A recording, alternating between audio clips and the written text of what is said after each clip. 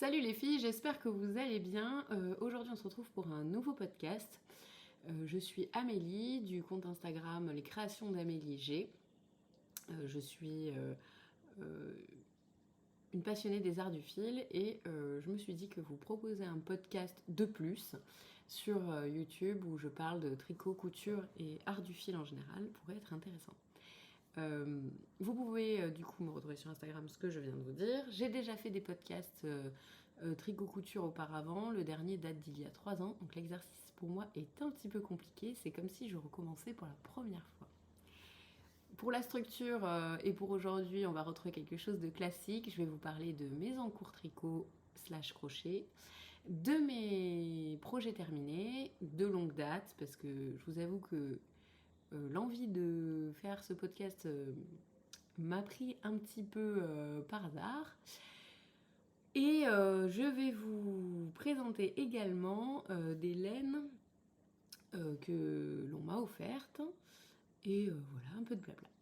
Allez, c'est parti, on attaque tout de suite avec les projets en cours. Donc le premier, je vais peut-être commencer par le projet en cours le plus ancien dans mes projets. Donc mon projet en cours, et j'en profite pour vous présenter ce magnifique sac que j'ai acheté au Berry Broadland. Donc actuellement je vis dans le Berry, à côté de Bourges, et le premier week-end de juillet, ça fait 3 ans, ça doit faire 3 ans qu'il y a un festival de tricot d'organiser où on retrouve quelques créatrices assez connues, du type Tricot et Stitch, Célène, etc. Et on retrouve également Tessa. Il faut savoir que Tessa, c'est une créatrice d'accessoires de tricot, donc sac à projet,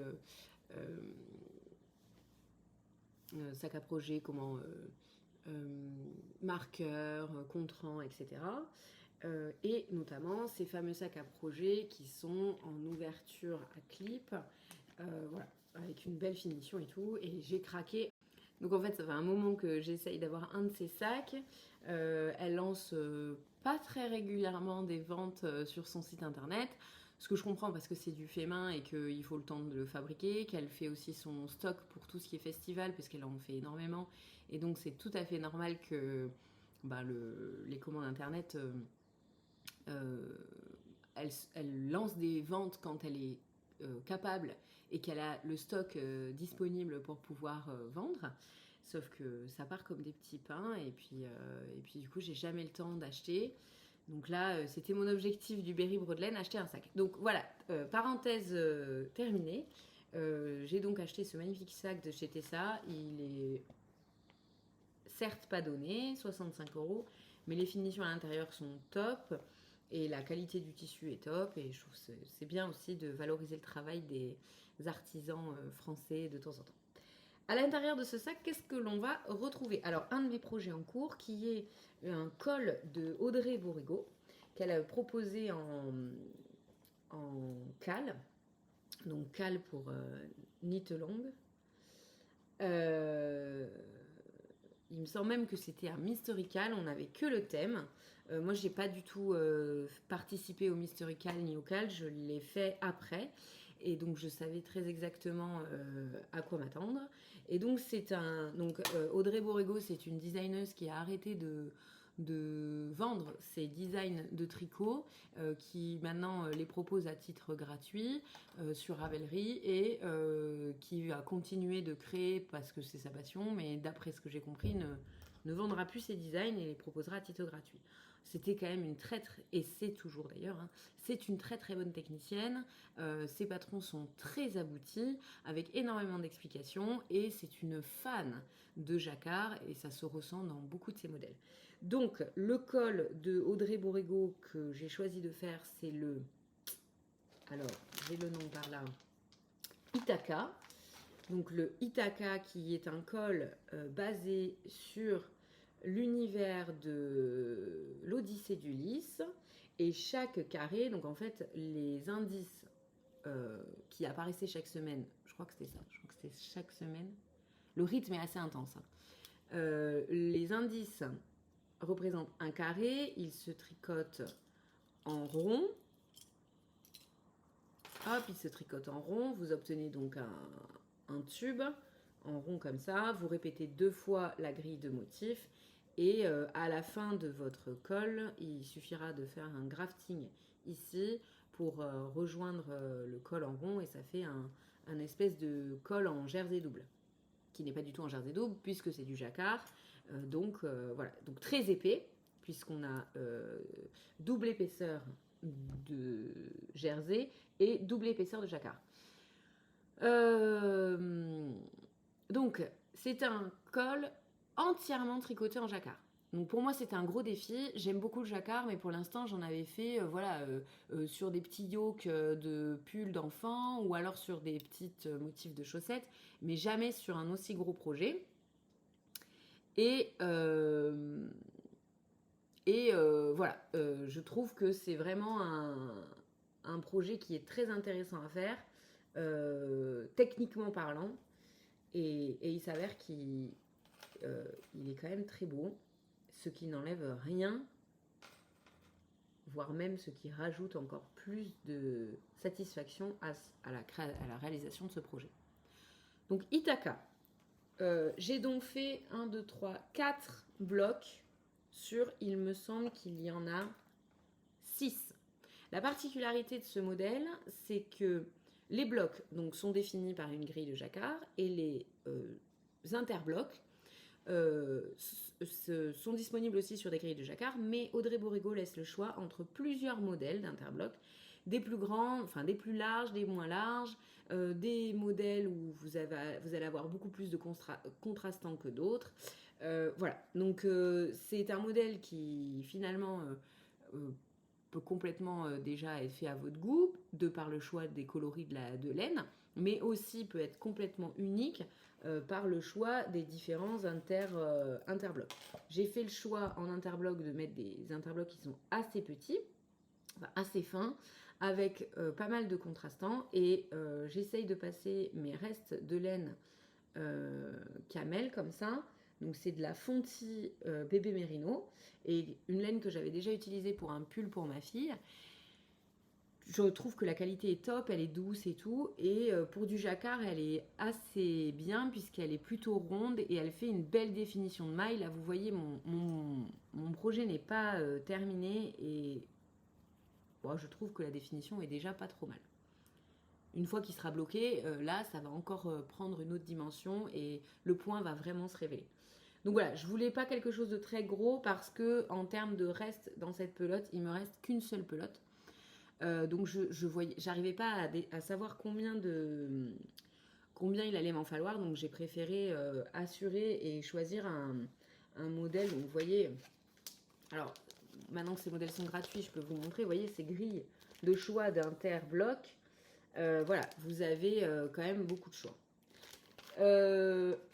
Bon voilà, je vous laisse regarder. J'avoue que j'ai mis ce projet en pause parce que c'est un projet qui me demande énormément de concentration. Il n'y a pas une seule ligne pareille. Toutes les lignes sont différentes. Un petit peu là, cette grille est assez... on va dire que cette grille est la plus simple pour l'instant. Celles-ci, elles sont toutes différentes. Celle-ci également, parce que même si... Voilà, on répète un peu, mais en fait c'est en miroir, donc voilà. Etc.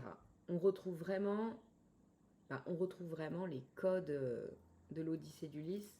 Je l'ai choisi parce que c'est un livre que j'adore, qui me fait penser, qui me transporte dans beaucoup de souvenirs, et notamment des moments lecture de mon enfance. Donc voilà, je trouvais ça intéressant de le faire. On retrouve plein de trucs.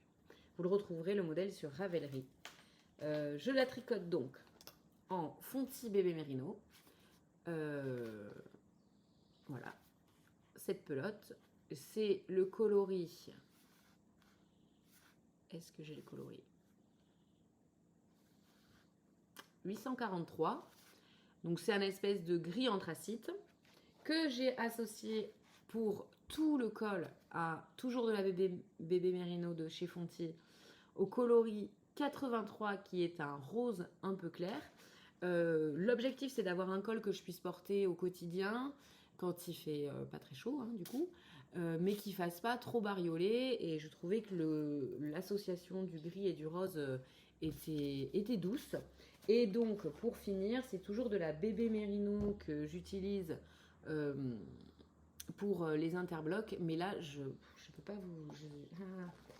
Je n'ai pas gardé l'étiquette, donc je suis dans l'incapacité de vous donner le coloris. Ouais, c'est une espèce de camel rouille. Voilà, et je trouvais que pour le coup, parce qu'elle le présente dans un coloris qui est un petit peu similaire à ça, parce qu'elle fait référence au vase grec de l'Antiquité qui était dans ces coloris-là, et je trouvais ça sympa de retrouver justement une petite touche au milieu. Voilà. Voilà pour le premier projet en cours, qui est pour l'instant un petit peu en stand-by, parce que c'est quand même un projet qui me demande énormément de concentration. Alors, je vais vous montrer une grille que j'ai finie pour que vous voyez un petit peu ce que ça implique.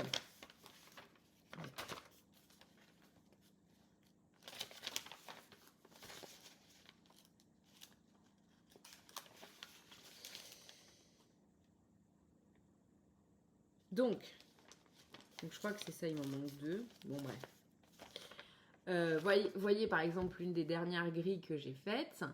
Donc ce qui se passe, c'est que déjà, donc une grille de jacquard, en plus là c'est du tricot en rond, donc on la lit toujours donc pas du tout de gauche à droite, mais de droite à gauche. Et elle est énorme. En fait, c'est hyper gros, donc on a vite fait de se perdre. Moi, j'aime pas du tout travailler. J'ai pas de tablette. Donc, c'est pas que j'aime pas travailler avec une tablette, c'est que j'en ai pas. Donc, sur mon téléphone, c'était impossible. C'est beaucoup trop petit. Et puis, de toute façon, j'aime bien noter au fur et à mesure. Donc, ce qui se passe, c'est que au tout début de ma grille, je prends... Ah, je vais y arriver. Je prends le temps de noter en début de première maille d'une couleur, le nombre de mailles qu'il va falloir que je tricote dans cette couleur. Pourquoi ? Parce qu'en fait, quand je tricote, bien souvent, je suis pas focus, enfin, je suis un peu focus quand même sur mon tricot, mais il peut y avoir la télé qui tourne, les enfants à côté, le chéri qui demande qu'est-ce qu'on mange ce soir, par exemple, au hasard. Donc je peux être vite déconcentrée, et quand on perd le fil et qu'on ne sait plus combien de mailles on doit faire, c'est un peu pénible. Alors quand il y a 3 carrés qui représentent 3 mailles, ça va, j'arrive à compter visuellement rapidement. Quand on se retrouve avec des grandes bandes comme ça, c'est un peu plus complexe à regarder et à se dire ah tiens, il y en a 9. Voilà. Donc je préfère noter au départ. Ça, c'est pour moi, c'est un gain de temps. Ça m'évite de recompter à chaque fois que je change de couleur, je recompte, je perds du temps. Donc là, au moins, c'est fait. Je le fais sur, allez, on va dire une dizaine de rangs. Généralement, je le fais sur l'objectif que je me suis fixé du jour ou du moment. Et voilà. Et une fois que mon rang est fait, un coup de stabilo. Donc là, vous voyez, il me reste cette partie-là à faire pour finir cette grille-là. Donc ça veut dire quand même qu'il faut que je sois sur une table, ou alors que j'ai quand même du matos avec moi, mon stabilo, mon stylo, patati patata. On se retrouve rapidement avec 2 voire 3 fils accrochés, en tout cas quand moi j'ai... Donc 2 fils obligatoirement puisque c'est un jacquard de couleur, 3 fils quand je me retrouve à faire les inter-indices, parce que je ne vais pas couper mon fil pour le remettre juste pour 4 ans. Donc voilà. Et puis du coup ça reste du jacquard, donc même si c'est que de la maille en droit, il faut quand même un tout petit peu se concentrer pour savoir où est-ce qu'on en est dans notre projet. Donc c'est pour ça que je l'ai mis en stand-by, parce qu'en ce moment j'avais pas trop le temps pour faire ça. On a comme projet de déménager. C'est même plus qu'un projet, là, c'est carrément en cours, puisque notre maison est en carton et qu'on déménage dans 15 jours. Donc là, je l'ai arrêté, je sais pas, il y a peut-être 2 mois, parce qu'on faisait les allers-retours pour chercher la maison, on change de région, on change de métier, on change tout. On garde les enfants, on garde le mari, tout le reste on change. Donc on change tout, donc j'ai un peu arrêté le projet parce que je n'arrivais plus à rester concentrée dessus et qu'en plus j'avais tellement de choses à penser par rapport à tout ce changement de vie que le tricot était... Ah, j'ai un truc dans l'œil. Voilà. Le tricot était pour moi un moyen de me détendre et il fallait que je me vide la tête et pas que je me concentre sur quelque chose qui m'empêchait en fait de, en faisant du tricot, continuer un petit peu à processer sur certains trucs quoi. Voilà, je sais pas si je me fais bien comprendre, mais moi je me comprends. Voilà. Donc voilà pour le premier projet en cours. Et ça fait déjà 20 minutes. Il va falloir un petit peu accélérer la cadence. Pour le deuxième projet en cours, on va rester sur un gros projet, donc du coup dans cette dynamique. Les projets jacquard, j'en avais d'autres sur mes aiguilles. Donc j'ai priorisé les autres projets jacquard que j'avais. Et en fait, il s'est avéré que j'avais que du jacquard à ce moment-là. Donc j'ai fait que des tricots un peu compliqués, soit jacquard, soit avec des gros motifs notamment sur le pull, sur tout ça, sur un pull et tout, que je ne vais pas pouvoir vous montrer aujourd'hui puisqu'ils sont dans des cartons. Donc j'ai priorisé sur ce que je voulais vraiment finir en priorité. L'intérêt de la priorisation. Et j'ai inclus petit à petit des projets un peu plus simples pour moi à faire. Donc que j'ai fini depuis et donc j'en ai remis d'autres et j'ai toujours pas réussi à me remettre dans le jacquard à fond parce que pour l'instant je suis toujours assez préoccupée par mon déménagement, donc il me fallait des projets assez simples, assez nomades. Pour continuer sur mes projets en cours, l'année dernière, donc en novembre, fin octobre, début novembre, je suis allée à Felletin.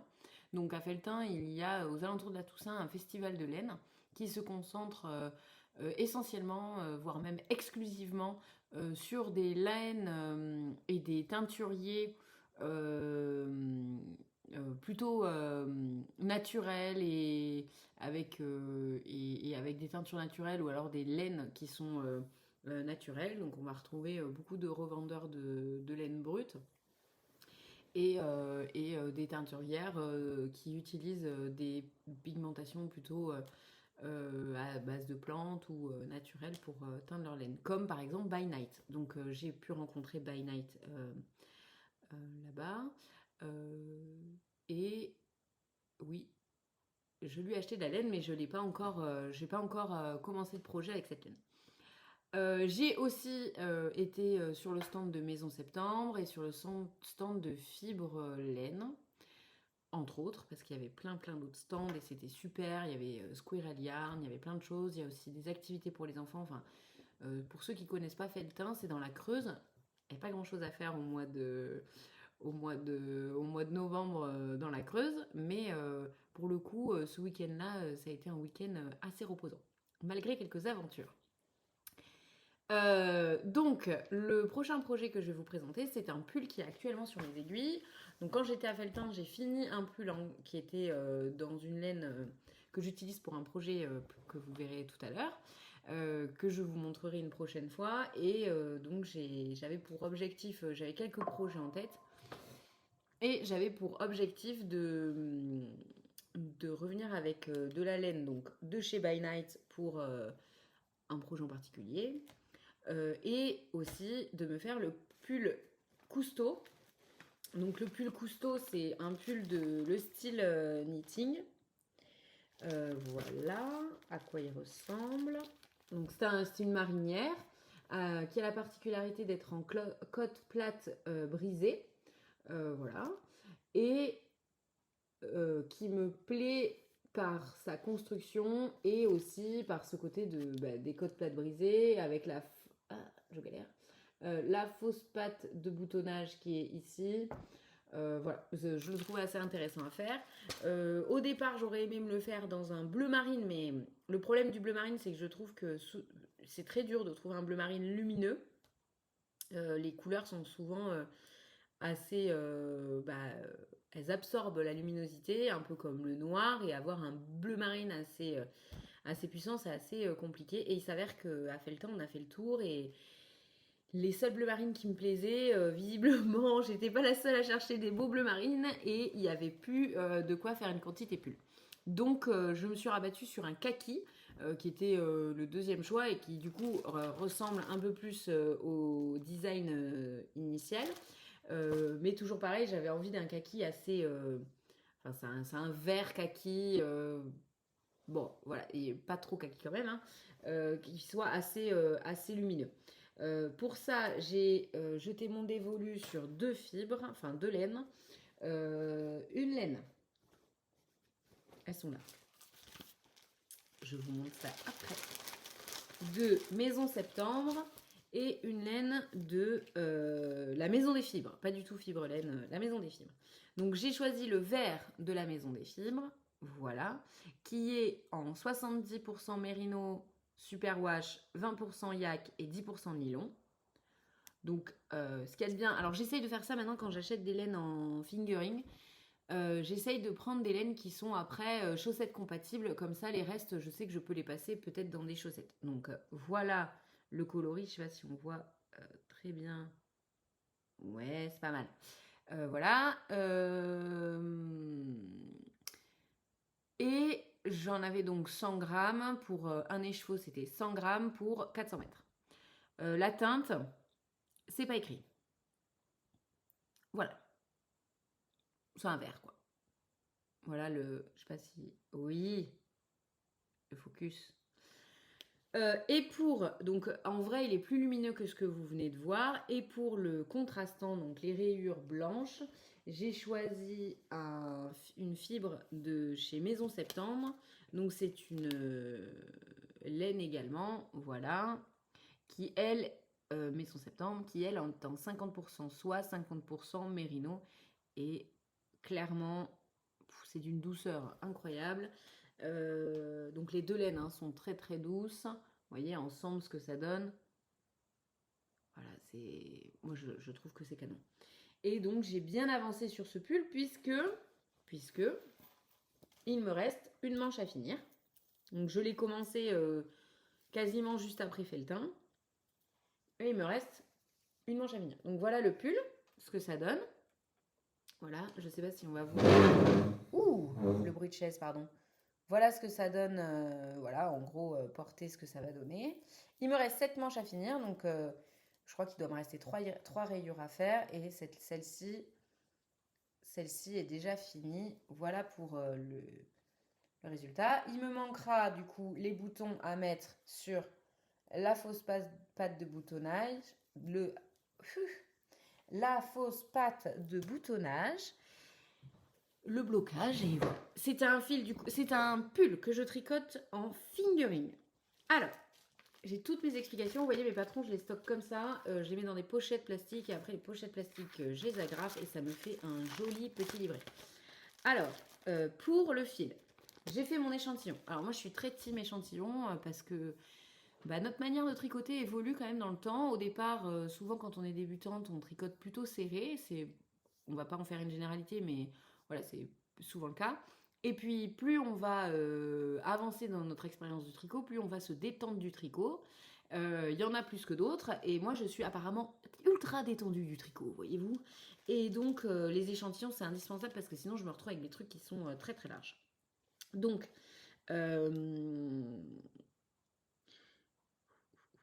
que préconise le modèle. Le modèle, il préconisait de tricoter en aiguille 3,5, donc c'est du fingering. Moi, j'aime pas trop quand c'est trop déjaugé. Hein, les tissus, enfin les tissus, on peut pas vraiment appeler ça, mais quand un tricot est trop déjaugé et que c'était pas initialement prévu par le modèle, je trouve ça pas très joli. Et là, pour le coup, c'est une marinière, elle est quand même en côte brisée, quelque chose de déjaugé. Pour moi, c'était pas bon. Il préconisait du coup en aiguille 3,50, du 27 mailles pour 36 rangs pour 10 cm. Alors, quand je fais un échantillon, je suis moitié bon élève parce que je fais des échantillons où je calcule surtout le nombre de mailles. Le nombre de rangs, en fait, je le calcule pas vraiment. Voilà, parce que j'essaye après sur moi et puis j'adapte. Donc 27 mailles, 36 rangs. Moi, en aiguille 3,5, j'avais 23 mailles. C'était donc 25 fois trop grand par rapport à l'échantillon préconisé. Et du coup, même par rapport à mon tour de buste, la taille qu'il fallait que je prenne n'existait pas. De plus, je trouvais que c'était beaucoup trop déjaugé après blocage. Donc je suis passée sur une aiguille 3. Et là, j'obtenais un échantillon de 25 mailles pour 10 cm. Et donc en faisant un petit calcul en croix, donc en gros comment ça se passe? Vous faites votre échantillon et là, hop, vous n'avez pas le même échantillon que la designeuse. C'est pas grave. Si la manière dont vous avez tricoté vous plaît et que voilà, tout va bien. Il faut que vous sachiez en gros votre tour de poitrine. Donc moi en tour de poitrine,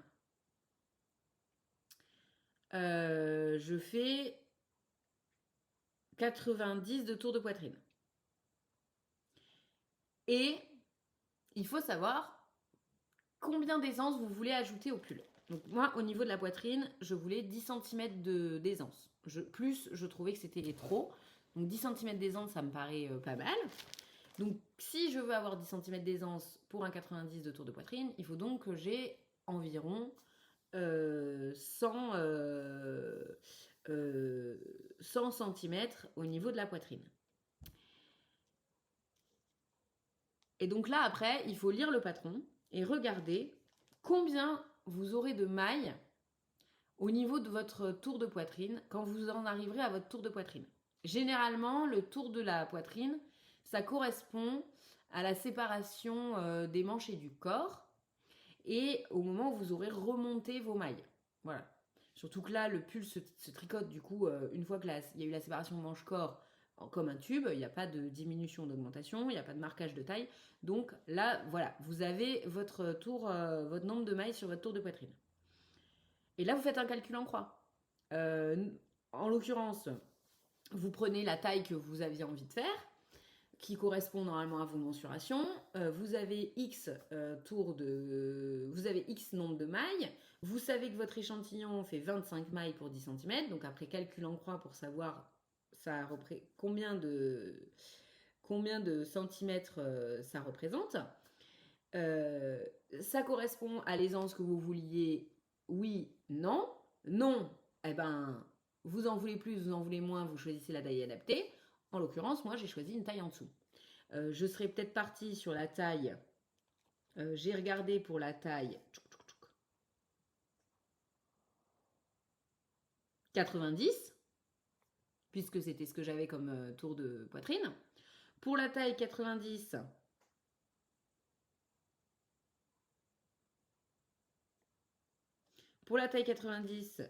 j'avais beaucoup plus que les 100 cm que je voulais avoir de tour de poitrine avec aisance. Donc je suis partie sur la taille 83. Voilà, j'espère que c'était assez clair. Ils expliquent, alors la créatrice explique justement tout ça dans son pull, dans son patron. Et elle explique en gros combien vous devez avoir, etc. Autre particularité, donc j'ai changé ma taille d'aiguille. Donc comme j'ai changé ma taille d'aiguille, que je suis passée pour mes aiguilles principales à 3 mm, et ben pour tout ce qui est cote, je suis passée en 2,75. Voilà, eux ils descendent de... Ouais, c'est ça. Non, de 0,5, donc je suis passée à 2,5.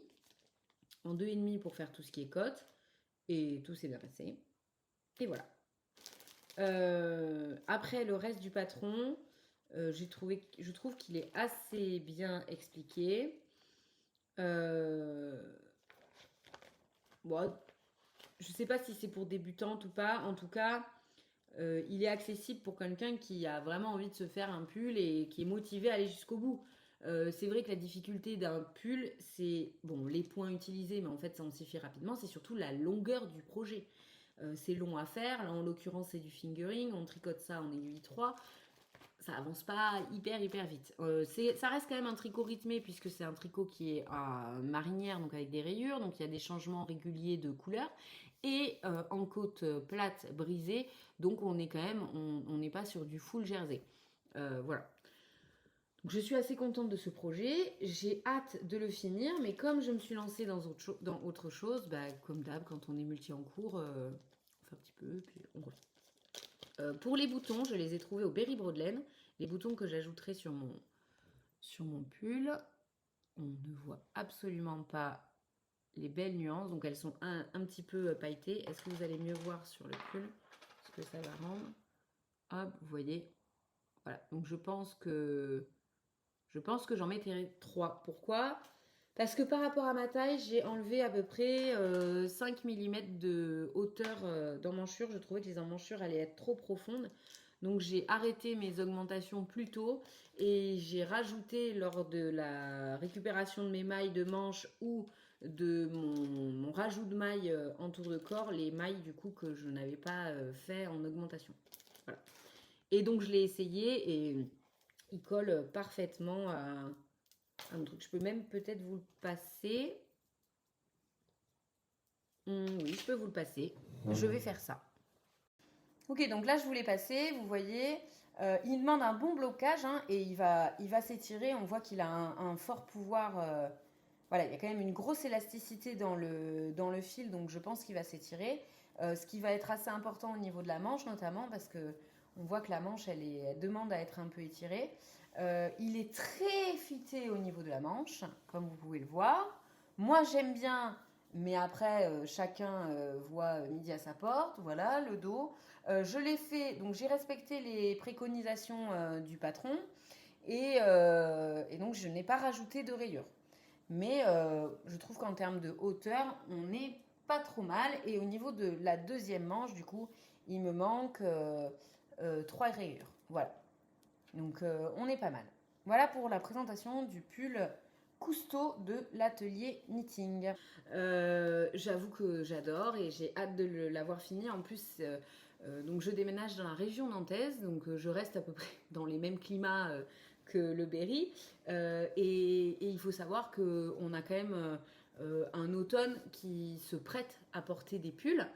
Mais pas des pulls trop chauds en mohair et tout, et je trouve que c'est le bon entre-deux. Même des fois, vous voyez, en été, il suffit qu'il y ait un peu de vent, tout ça, et ben le soir, on apprécie de mettre un petit truc sur ses épaules, et un pull en fingering, je trouve que ça a toute son importance dans une garde-robe. On passe tout de suite du coup au projet suivant qui est le classique projet chaussettes. Donc je suis comme beaucoup de tricoteuses, je suis multi en cours mais pas trop. J'essaye d'avoir maximum 2 gros en cours en même temps. Et puis bon bah les chaussettes ça compte pas. Dans les 2 gros en cours, vous voyez, j'essaye de faire le choix d'avoir un projet qui est un peu plus mentalement abordable et un projet qui est plus complexe. Parce que je me suis rendu compte que quand j'avais trop de projets complexes, du coup, je n'arrivais pas à me libérer et il me manquait quand même des projets assez faciles. Donc là, dans mes chaussettes, donc projet chaussettes, qu'est-ce que j'ai? J'ai actuellement la chaussette. Alors là, voilà, gros blanc sur le modèle. J'essaierai de vous inclure le modèle que c'est. C'est un modèle gratuit sur Ravelry. Donc voilà pour la chaussette. Et je suis contente parce qu'en fait, à la caméra, le motif ressort. Donc je me posais des questions sur est-ce que je reste, est-ce que je garde en fait cette laine ou est-ce que je détricote pour faire une chaussette à la vanille. Donc les chaussettes à la vanille, c'est les chaussettes, voilà, votre recette classique, sans fioriture, sans rien, du jersey. Ou est-ce que je reste? Bon, non, je pense que je vais les continuer comme ça. Donc c'est une chaussette qui se tricote du haut vers le bas. On commence par des côtes. La designeuse, elle, prévoit de faire les côtes dans le même coloris que le reste de la chaussette. Moi, j'avoue que j'ai fait des côtes contrastantes parce que je préfère. Elle prévoit aussi que les côtes ne soient pas des côtes de 2. Bon, moi, je préfère les côtes de 2 sur les chaussettes, donc j'ai fait des côtes de 2. C'est l'avantage de tricoter, en fait, ces trucs, c'est qu'on fait ce qu'on veut. Et puis après, j'ai pris vraiment le motif qui est très facile à retenir. Ce sont des torsades. Fais-moi la focus. J'ai un peu du mal parce qu'en fait, je suis inversée. J'ai mon retour qui est inversé par rapport... Bon, bref. C'est détail technique, on s'en tape. Donc, focus, s'il te plaît.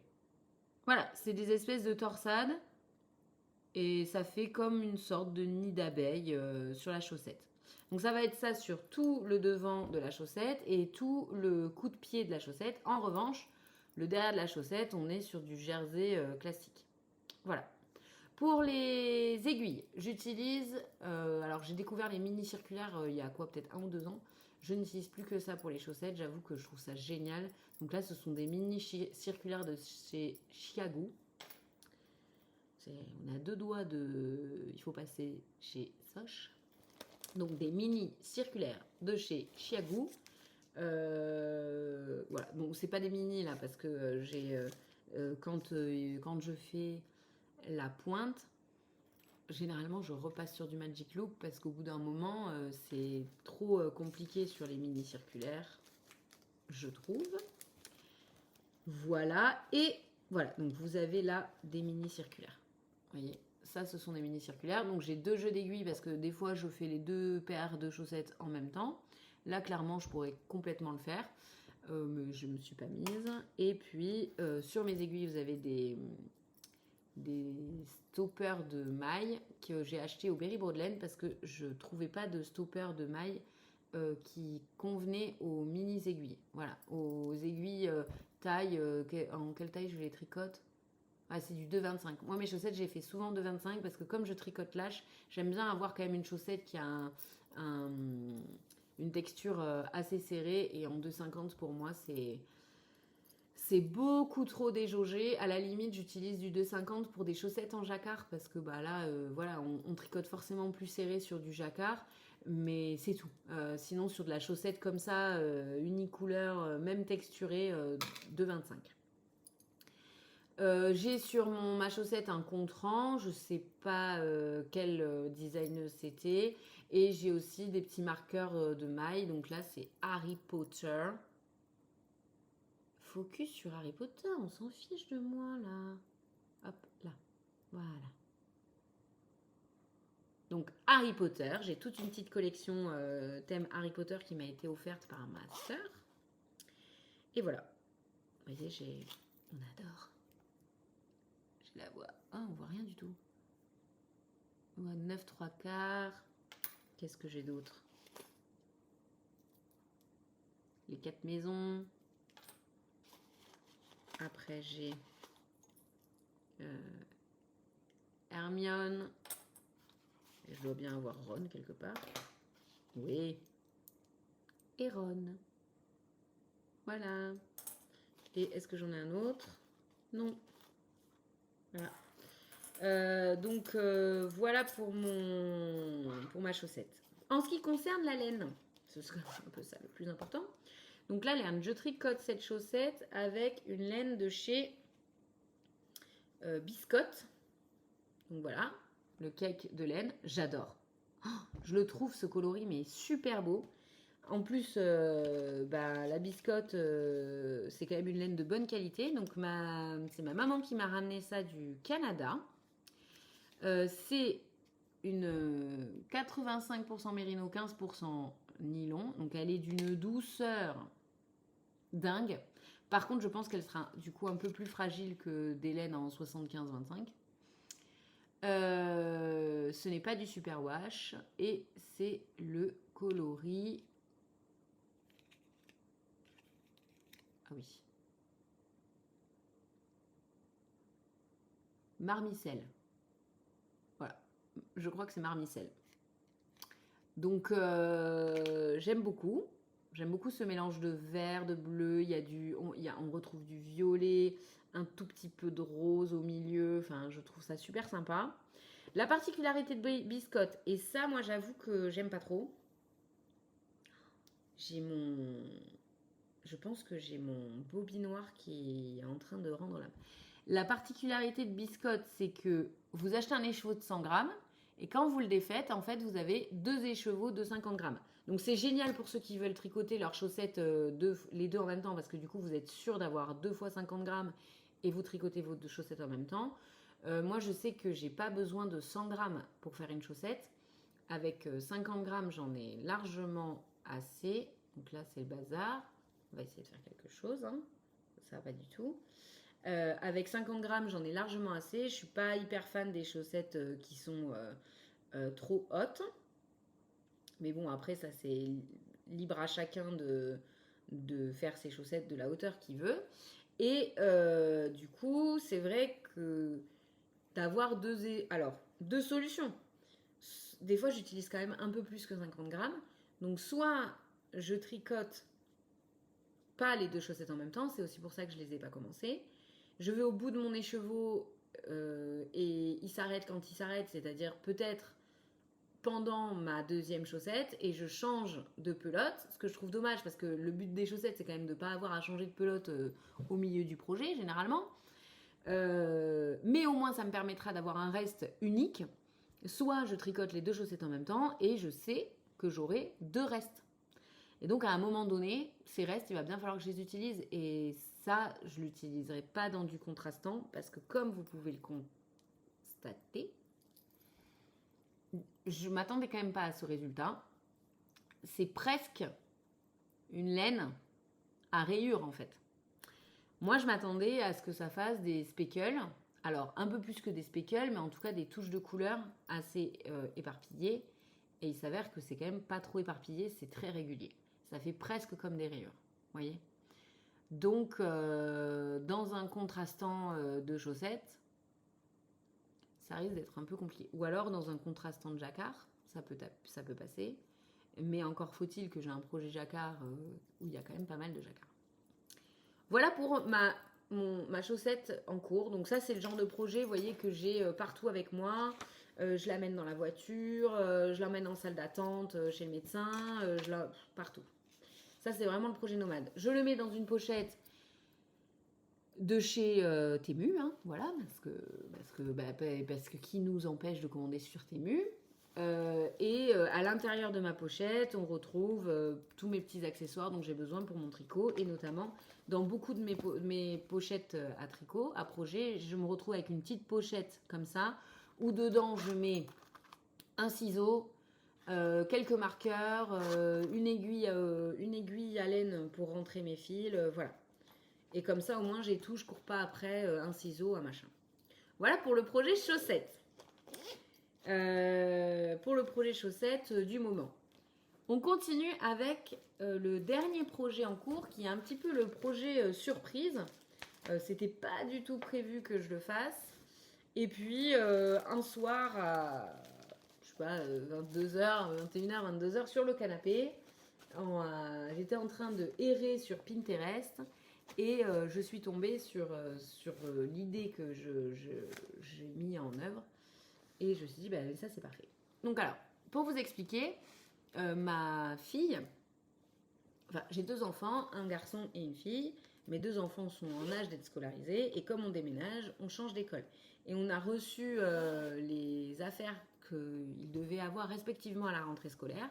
Et pour ma fille qui est en maternelle, ce n'est pas un cartable ou un petit sac à dos qui est demandé, mais c'est un tote bag. Un tote bag personnalisé au nom de l'enfant. Donc 2 possibilités, soit je faisais soit je l'achetais, voilà, et je le personnalisais voilà, avec un flex ou je ne sais quoi. Soit je le faisais en tissu ou autre. Et en faisant mes cartons, je me suis quand même rendu compte que j'avais beaucoup de choses. J'ai un atelier qui est quand même bien rempli. Je pense que c'est la pièce qui nous a demandé le plus de cartons de la maison. Et notamment, j'ai pas mal de restes de laine et je sais pas trop comment les utiliser. Donc voilà, d'où mes recherches sur Pinterest de comment utiliser les restes de laine. Et je suis tombée sur l'idée des granny. Donc les granny squares, ce sont des carrés qui sont faits en crochet et qui étaient faits par, à l'époque, mon arrière-grand-mère, elle faisait ça. Et elle en faisait des coussins. Donc voilà mon Granny Square. Et je me suis dit, mais et si je lui faisais son tote bag d'école en Granny Square? Ça me permettrait de passer pas mal de restes. Et puis du coup, elle aurait son petit truc à elle. Et voilà. Donc voilà le Granny Square que j'ai fait. Qui donne pour le tote bag on va dire le devant ou le dos du tote bag, en tout cas un côté du tote bag une fois rassemblé. Donc ça va être, voilà, je vais le faire en 3 par 3, donc je vais faire 9 granny de chaque côté. Ensuite, tout autour, je referai un petit peu du point granny, donc ce sont des brides... ouais, ce sont des brides qui sont à chaque fois prises dans la même, dans la même maille. On fait 3 brides dans la même maille. Donc je ferai peut-être 2 rangs en blanc comme ça, et après de la maille serrée pour finir mon sac, et puis une anse. Alors je vais voir si j'ai assez de blanc pour faire la anse en crochet, ou si je la ferai à autre chose. Et voilà. Et ça finalement, ça m'aide à passer vachement mes restes de laine. Donc qu'est-ce que j'utilise comme laine? J'utilise de la Mondim de rétro pommard, voilà, de la Mondim quoi. En coloris, un espèce de bleu jean que j'ai utilisé pour des chaussettes que je vais vous montrer juste après puisqu'elles sont dans les projets finis. Voilà. C'est une laine qui est assez rustique. Elle pique. Hein. Clairement, moi je suis sensible à ça et elle pique. C'est une laine que je n'utiliserai pas pour un pull enfant par exemple. Parce que ça, ma fille, elle ne voudra jamais le mettre. Donc je trouve que de la mettre dans un projet comme ça de reste en crochet qui va devenir un accessoire, c'est très bien. Ensuite, pour le blanc, alors parce que là du coup je viens de changer. Ici, c'est de la reste de Fonty bébé mérino que j'avais associé dans un pull de ma fille. Il m'en restait moins d'une pelote, et avec moins d'une pelote, j'ai quand même fait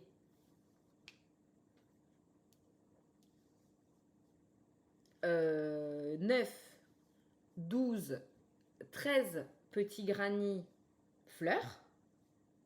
Voilà. Donc c'est quand même pas mal. 13 petits granny fleurs pour un tout petit reste de pelote. Et du coup, maintenant, pour le blanc, je suis passée à de la Tin Merinool de chez Sandnes Yarn, que j'avais utilisé avec du mohair de chez Sandnes Yarn pour me faire un pull. Et c'est pareil, c'est toujours la même épaisseur, hein, c'est du fingering, donc je reste un peu sur le même thème. Et on voit que, hop, il n'y a pas énormément de différence, quoi. Voilà, c'est un accessoire et bon, ça va bien se passer. Voilà, je pense que ça va très très bien se passer. On n'est pas comme sur un pull où là, si on change de laine, qu'on change de type de laine, qu'on change de coloris, ça se voit tout de suite, ça fait une démarcation. Là, on est sur un projet crochet, en plus des granny. Le but du granny, à la base, c'était ça. Enfin, quand vous regardez les granny des années 70, c'était très bariolé, c'était fait avec des restes de laine. Voilà, c'était quand même pour passer des petites quantités de laine. Super. Pour ce qui est du modèle, je l'ai trouvé sur YouTube. Voilà, sur YouTube, j'ai trouvé une vidéo où alors, elle est en espagnol, la vidéo, mais en soi, on s'en fiche, parce que elle est traduite, il y a les sous-titres, et en plus, il suffit juste de regarder les points qu'elle fait, quoi. Elle dit exactement ce qu'elle fait. Moi, les vidéos, quand c'est comme ça, je les mets en vitesse 0,25 ou 0,5. Du coup, c'est au ralenti total, et j'ai plus qu'à refaire les mêmes gestes. Voilà. Pour relier les granny entre eux, je fais autour du granny du côté où je vais le relier, une bande de brides dans les mailles, et après je les relie par l'arrière avec du point serré. Voilà, tout simplement. Et devant, ça fait quelque chose d'assez propre, donc il faudra que je rentre mes fils, mais ça fait quelque chose d'assez propre. Et après, tout autour de mon tote bag, donc là, tout autour, j'ai fait un rang de, je crois que demi-bride. J'ai fait un rang de demi-bride tout autour, voilà. Et je viendrai pareil rassembler mon tricot. Je viendrai rassembler mon tricot après. Donc voilà pour pour le projet tote bag. Donc après, une fois qu'il sera complètement fait, je le bloquerai parce que ça mérite quand même à être un petit peu étiré les granny. Vous voyez, ça va complètement se dévoiler en étant bien étiré. Si j'en prends un qui n'est pas cousu, que je vous le tire comme ça, vous voyez, c'est mieux quand même quand c'est tiré. Donc, je le bloquerai et ensuite, je le doublerai avec une cotonnade blanche derrière, histoire que ces petites affaires tombent pas. Je me tâte même à, pourquoi pas, broder son prénom au niveau du tote bag. On verra si je fais ça ou si je mets juste une étiquette sur, vous savez, les étiquettes personnalisées, là, thermocollantes, du côté du coton. Je sais pas encore. Je pense qu'elle sera la seule à avoir ce sac de toute façon. Voilà, à mon avis, il n'y a pas trop besoin non plus d'écrire son prénom en gros. Les maîtresses, elles vont vite associer le sac, la personne, ça devrait bien se passer. Voilà. Et au milieu, le cœur de la fleur, c'est un reste de pelote de... Ça doit être de la Flora de Drop, dans un coloris violet, donc j'ai fait un pull avec ça. Voilà. J'ai fait un pull, justement le pull que je voulais vous montrer, qui est avec tout un panneau de points texturés japonais, là, donc très très sympa. J'ai pas de petite pochette pour transporter ça, mais bon, ça je me mets sur le canapé, voilà. Le matériel que j'utilise, c'est un crochet de chez Action, parce que j'ai pas du tout investi dans les crochets, c'est pas du tout mon domaine de prédilection, donc voilà. Et pour le reste, il n'y a rien besoin en fait. Vous avez besoin d'un crochet et puis c'est tout. Un ciseau. Voilà.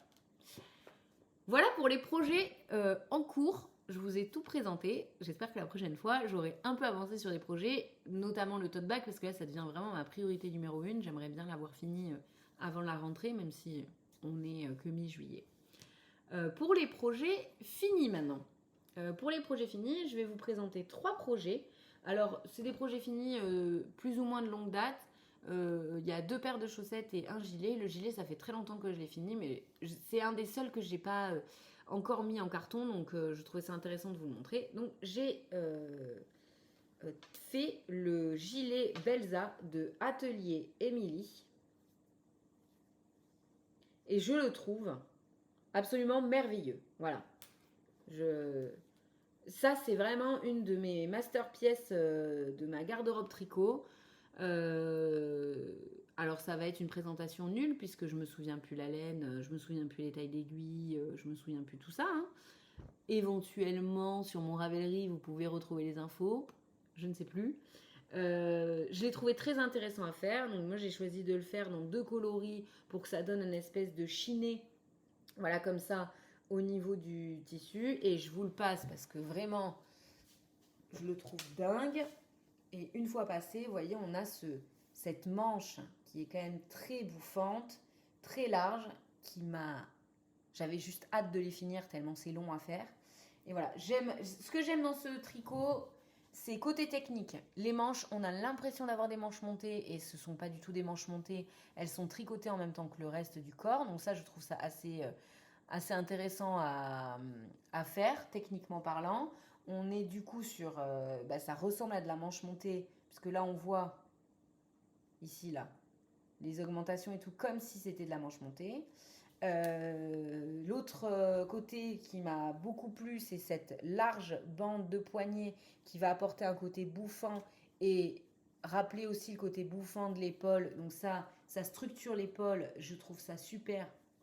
Moi, j'ai pas beaucoup d'épaule, donc d'avoir quelque chose qui vient me structurer l'épaule, j'adore.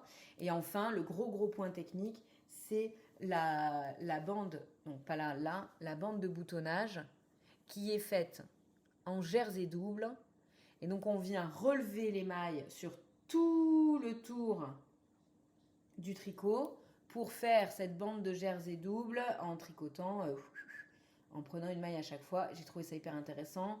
On fait les boutonnières en même temps et vous voyez, hop, quand on attache le gilet, ce que ça donne.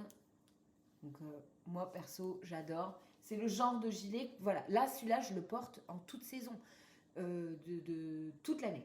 En hiver, je le porte, je vais pas l'enlever, je vais mettre un débardeur en dessous et je vais pas l'enlever. En été, bah, je vais l'avoir dans la voiture ou pas très loin d'un sac parce que le soir il fait frais, paf, je le mets. Enfin, c'est hyper bien. J'ai envie de m'en faire d'autres, même si ça a été juste très long à tricoter. J'ai pas coupé mes fils.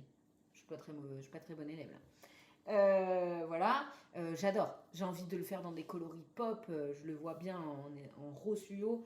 Le seul inconvénient, c'est qu'il est quand même très gourmand en laine puisqu'il est quand même assez loose, les manches sont larges, il se tricote avec 2 brins, donc soit en déca, soit en fingering et mohair ou autre chose. Et donc là, moi, je l'ai fait en fingering et mohair.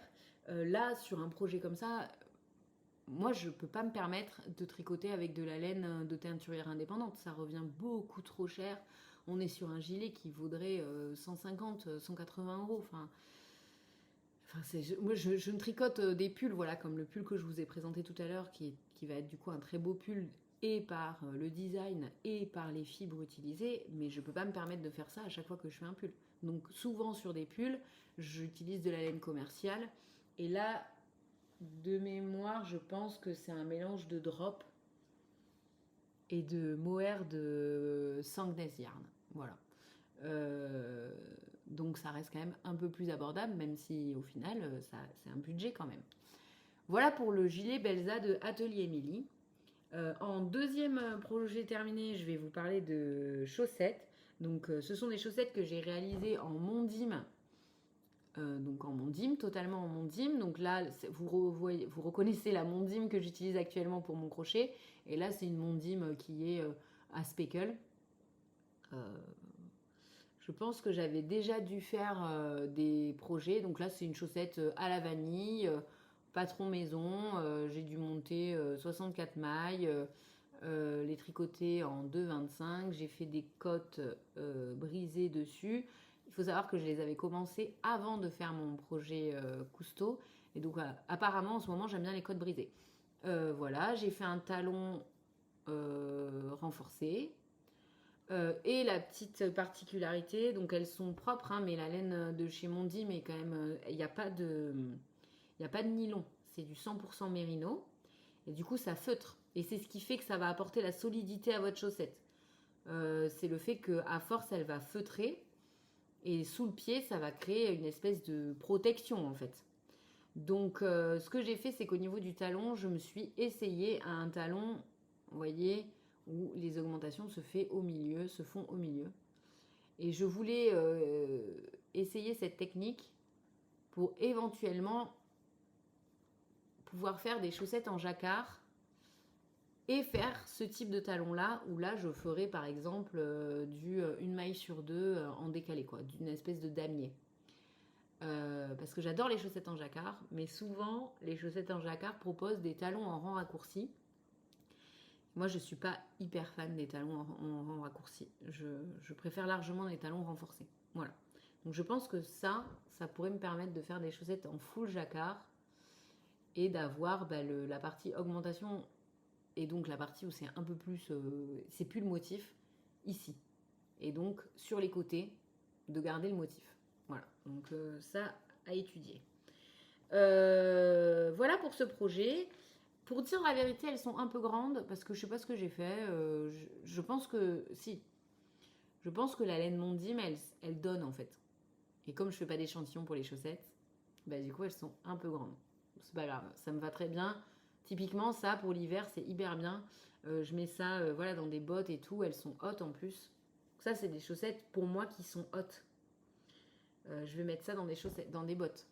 Voilà, et ça me correspond. Je chausse pour information du 39. Et là, ça doit être un 40. Voilà, là, ça doit être à peu près un 40. Ça me convient, donc voilà. Pour le dernier projet terminé, qui est un double projet, je vais vous parler des chaussettes Quimper de Lysandre. Les chaussettes, elles ont été vues et revues sur les réseaux sociaux parce qu'elle en avait fait un historical gratuit. Et que bah, du coup j'avais la laine et j'ai pris plaisir à faire ce Mysterical. En tout cas, j'ai voulu suivre pour la première fois un Mysterical et essayer de m'y tenir. Donc voilà le résultat des chaussettes terminées. Et pour celles qui ont déjà vu le patron de Lysandre finit, vous verrez qu'il y a quand même des petites modifications par rapport au patron. Et je vous explique tout ça tout de suite. Donc, pour les laines que j'ai choisies, parce qu'on va commencer par là, j'ai choisi pour le coloris principal le bruit des aiguilles. Donc c'est un coloris. J'ai plus du tout le nom du coloris, hein. Je suis désolée. C'est une laine du bruit des aiguilles, donc ça doit être du 80-20 ou 85-15. Le bruit des aiguilles, elles sont très très douces ces laines. Par contre, c'est vrai que elles sont un poil plus fragiles. Après, moi, ça me dérange pas plus que ça parce que je l'ai reprise ou voilà, j'en ai quelques-unes quand même des paires de chaussettes, donc j'arrive à tourner sur mes paires. Et le contrastant, c'est un mini fluo de... Je me rappelle plus. Une des designers qui fait des mini fluos. Et pareil, ça doit être du 80-20. Donc très doux. Et je les avais achetés au Berry Broadland et c'était un petit peu ça faisait partie de mes petites laines un peu fétiches, quoi. Et donc là, quand j'ai vu l'appel de Lysandre au Mystérical, qui disait qu'il fallait un écheveau de 100 grammes et un mini de 20 grammes, je me suis dit, c'est l'occasion d'utiliser un mini sur un projet. Je vous avoue que rapidement, quand même, je me suis dit, mince, j'aurais bien aimé savoir qu'il ne fallait pas 20 grammes, que beaucoup moins était nécessaire, parce que j'aurais peut-être pas déstaché un mini complet, j'aurais peut-être tapé dans des restes. Mais je comprends, étant donné qu'elle n'a pas fait tester ce patron, je comprends qu'elle ne pouvait pas se permettre de dire de commencer à rentrer dans de la précision en termes de quantité de laine, sinon elle prenait le risque d'avoir des personnes qui n'allaient pas avoir suffisamment de laine. C'est pas grave, je me suis arrangée autrement et au final, tout est bien qui finit bien. Il n'y avait pas de gros malheur, mais voilà, je suis pas déçue. Évidemment, pour les chevaux de 100 grammes, c'est pareil. J'ai pas du tout eu besoin des 100 grammes. Hein. J'ai dû utiliser à peine plus de 50 grammes, même pas. Je pense que j'ai utilisé même pas 50 grammes. Donc j'ai de quoi refaire une autre paire de chaussettes.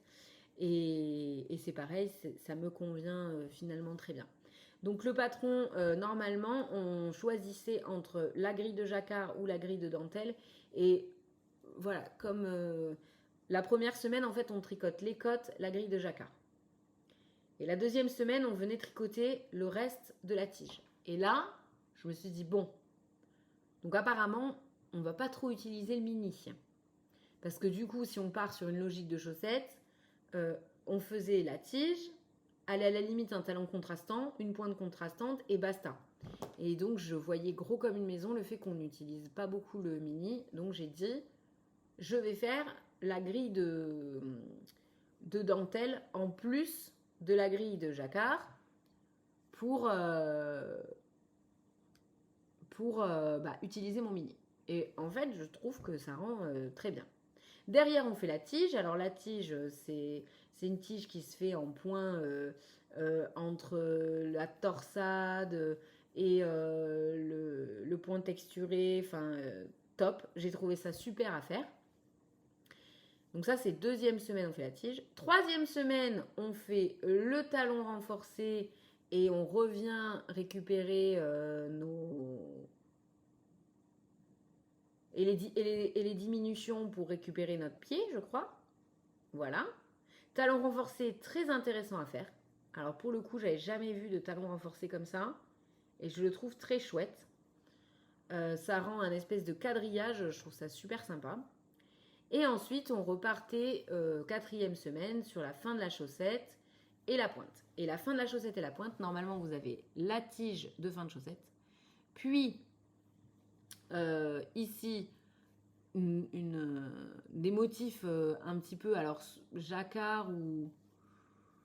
Ouais, un peu jacquard, les mêmes qu'on retrouve là, je crois. Puis, la pointe qui n'était pas du tout en couleur contrastante. Et je vous avoue que la quatrième semaine, j'avais hâte de finir ces chaussettes parce que je voulais absolument les finir dans les temps.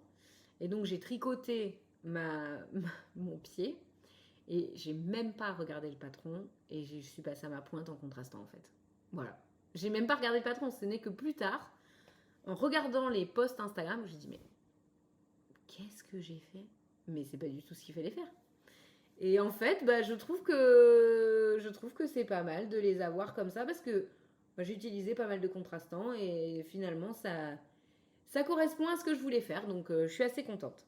Bon, j'ai ma fille qui a vu mes chaussettes en cours de fabrication et qui faisait que me dire qu'elles étaient trop belles, que la laine était trop douce et que ça faisait trop beau et qu'il y avait du rose. Et donc j'ai craqué. Vu qu'il me restait et du contrastant et de la laine, je lui ai fait des mini chaussettes.